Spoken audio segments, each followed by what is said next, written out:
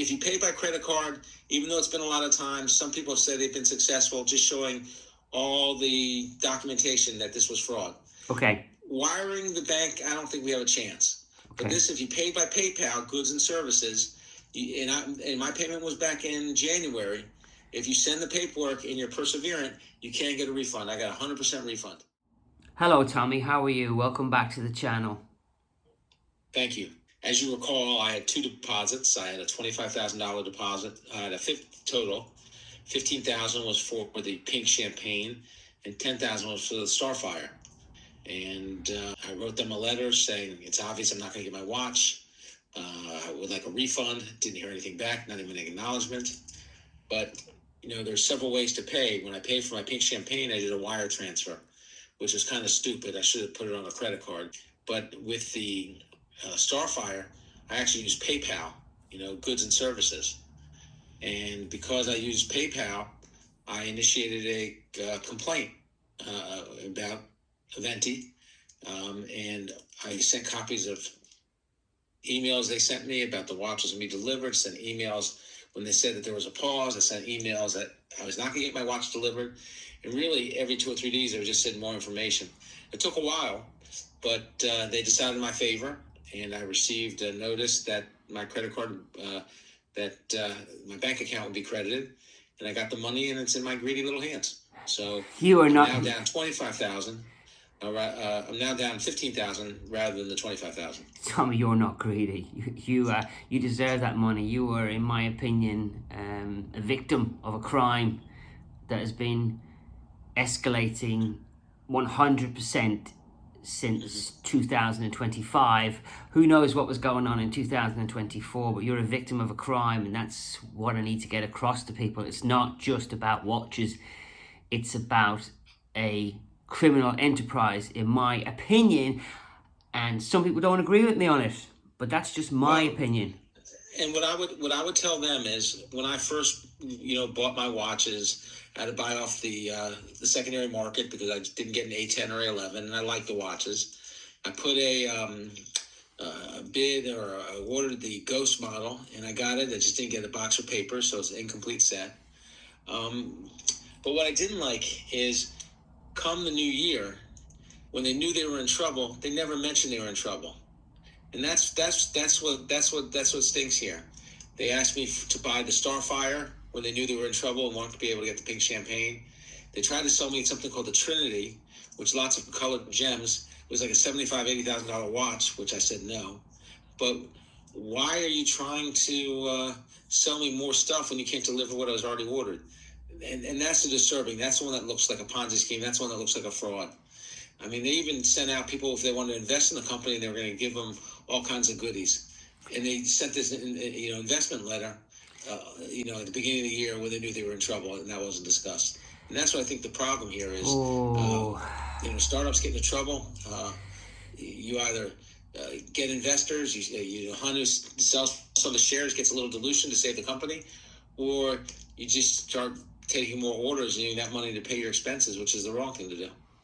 Tommy, can I let you know that I'm about to put on screen the investment letters for the audience? I forgot I had them. I didn't think you knew about them, but I have them. They were given to me by another victim who was asked the same thing as you, please invest.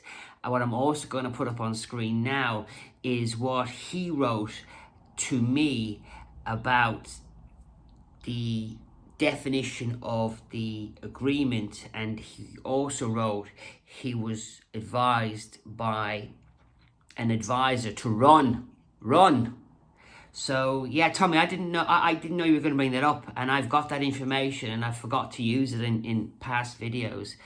Yeah, the investment pack, what a load of nonsense. It really is. It's just, you were promised all manner of goodies if you gave them $250,000, but it's a verbal agreement, right? Well, you actually have something.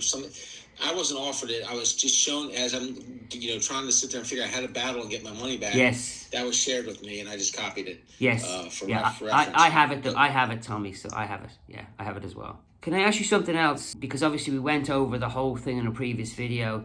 Since 2 days ago, producer Michael has deleted his video where it's a non-stop advertisement for Aventi, and it's gone.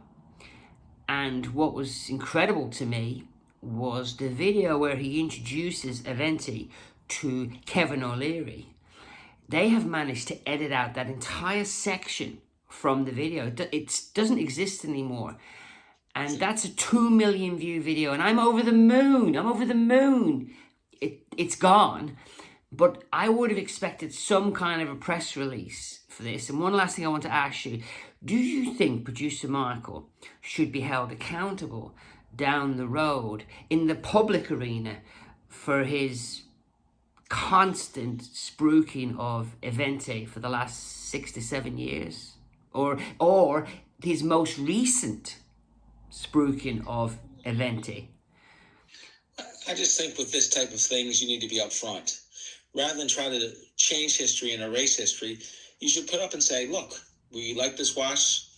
We're big fans of the watch, as it turns out, and then explain what's going on. Yeah. But don't just try to deny, to erase that you guys were pushing it. And the one that bothers me the most is when you're promoting a watch and saying how great it is, I think you should disclose. I mean, Yes. in many professions, if you're getting money or getting paid to promote something, there should be a little note. I'm a paid sponsor. I'm a paid Yes. advertiser. I haven't, Yeah. it's you shouldn't just be able to say how great something is and hide the fact that you're being compensated for saying that. That video that he has managed to edit doesn't have the paid up. The video where he spruiked Aventi for 11 minutes, that did have the paid up, but after the fact, when you read all the comments. I have enough information to show the world that producer Michael was involved. I have an ex-employee who's confirmed that producer Michael, for that particular video and that particular watch, was on a kickback scheme per watch sold and was receiving on average 1 to 2 payments a month based on watch sales. That person also said they didn't know the exact amount that was paid to producer Michael. Only Ryan and Hanu knew how much. So even that has not been disclosed. Thank you for your work. I don't think this story would have broken as quickly as it did if you hadn't been so diligent in exposing everything. I mean, the world has changed. If you log onto their website, you get a disclaimer. No more trying to sell me watches. No more showing me the different brands. No more showing the different prices. No more promotional videos from Aventi itself. Just a one page saying this is what's going on. Can you believe I'm getting attacked by a new guy coming out who's best pals of Paul Thorpe? And he's wrote, you're wrong, Brenny, the website is still up. I mean, the guy has to be semi-stupid. Of course the website's still up because there's a message there. But he's disputing my video where I said the website is gone. He's having a word game with me when at the end of the day, his best pal, Paul Thorpe, promoted Aventi. And this idiot has gone as far as to say he's in discussions with employees at Aventi. And if he's talking to people from Aventi now, that's of news to me because nobody else is. And how I just logged on to the website. It's a one-page statement of current operations. It's got nothing else. You can't see pictures of watches. You can't see previous posts. Yeah. So when I put out a video saying the Aventi website is gone, that means there's no more spruiking. But this guy seems to be, I think he's trying to wind me up. And what he doesn't realize is that I put out that screaming in the garage video because I know how to get views if I want to, and I have no shame. You've seen that, Tommy. I will do anything to get the message out there, apart from take my clothes off and run down the street. I want everybody to know what happened, and I will do whatever's necessary. If that involves me screaming to a camera, I will do it. You exposed the fraud. You've helped to organize those of us that have lost money. You've even tried to give us a little framework when people have weighed in. How's the best way to try to get our money back? Yes. That is productive. That is helpful. That is what we need. Yes. I'm on, there are some websites where you can, and discussion groups where people don't want to say anything negative. They only want to have positive things about Aventi. But what can you possibly say positive right now? Yeah, you can show pictures of the watches that you've had for 3 years, and that's going to be positive. I mean, what positive for me is giving us some guidelines, because let's face it, unless an angel investor comes in, and that's a big if, the company's going to go bankrupt. When it goes bankrupt, I'm not sure if you have an idea, but it may be a couple $1 million worth of money from all the people that put money for watches. Yes. And you have to figure out the right way to try to get that money back when they liquidate. Since we're told 100% of the shares are owned by Hanel. He freely gave me an interview. He reached out to me, and maybe he didn't do his due diligence, because I wouldn't do an interview with me because I know what I'm like. And he gave me gold. Now he's trying to have the videos taken down, and he has put in privacy claims with YouTube for the entire length of his interview video. Do you have any thoughts on that? When you're doing the interview for damage control, you're talking to somebody like you. I have to know that he knew, just like I know now that you're reporting me, he had to have known that you were recording him. Okay? Yes. So you can't sit there and say, well, I really didn't do a good job, I don't want you to show that to anybody. That's not kind of how it works. Yes. Right? If you didn't want to be recorded, you should have said, I'll give you a written statement.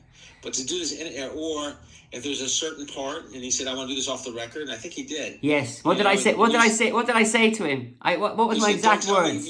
You said, don't tell me. You tell me, I'm going to say it. You said, don't tell me. Yeah. 3 or 4 times. Don't tell me. Don't tell me. And he insisted on trying to talk to you and get something across. And you said, look, if you say it, I'm going to say it. Yes. You couldn't be clearer than that. And another thing I do, I'm a YouTuber. I do this kind of thing. When anybody rings me, I will say to them, I am not recording you. I just do. Because I assume that if you're reaching out to me to tell me a story, which he was desperate. You should see the screenshots. He was desperate. He even said, I reach out to him. And I said, no, you reach out to me. And I even said, right, can you come on camera? And he even says, I don't want to come on camera. So the fact he is now trying to take it down just shows the levels that the guy will stoop to. And this is 100% owner of the business. So I don't relish in the downfall of the company. I want the company to put out a statement that says we're done and it's now over to the bankruptcy, and then our group can move on or forward with a plan. At the moment, we're still dealing with BS and lies. Yeah, I think that's what needs to be done. Yes. Everybody that lost money hiring an attorney, that's just going to throwing good money at bad money. That's not going to work. Yes. Especially since it's not like it's a U.S. company and I can go after them in the U.S. or I can sit there and do a small claims court and try to get some of it back. Yeah. So that's not the way to do it. But I think, and other people have told you as well, the way to do it is you have to organize all the victims. Yes. And act as one when they start doing any kind of bankruptcy. Look, I hope he has investors. I mean, there's something about the watch that people are willing to put down a lot of money. So not everybody likes the style, but there may be something there with somebody Did you catch my interview with Oisin O'Malley? Now, Oisin doesn't like the watches, and we don't always see eye to eye. And he was aghast that I actually like the watches now. But isn't that why we have so many different watches? Right? I mean, it's not everybody likes Jaeger LeCoultre. Not everybody likes Richard Mille. I mean, people have different tastes, okay? I'm a big fan of the Quorum Bubbles. I collect the special edition Quorums. Yes. But not everybody understands why I want to watch with the devil on it. I mean, we all have different tastes. Yes. Right. Well, I really appreciate it. I know you're at work, so I'm not going to take up any more of your time. I'm just so happy that you got your wife's money back. If you pay by credit card, even though it's been a lot of time, some people have said they've been successful just showing all the documentation that this was fraud. Okay. Wiring the bank, I don't think we have a chance. Okay. But this, if you pay by PayPal, goods and services, and my payment was back in January, if you send the paperwork and you're perseverant, you can get a refund. I got a 100% refund. So I want to share that with everybody, because there might not be an ability to get a refund if the company goes bankrupt. So now's the time to act. Was that January in 2025 you paid Aventi? Yes. Okay. Yes. Okay. So that was 8 months ago. Yep. Okay. Thank you so much. And thank you for coming back on, Tommy. Continue to fight the good fight, please. I will. There you have it, guys. If you paid Aventi via PayPal business, you can get your money back. Move fast. Move as fast as you possibly can. Thanks for watching. Thanks for listening. Catch you on the next Brenny video.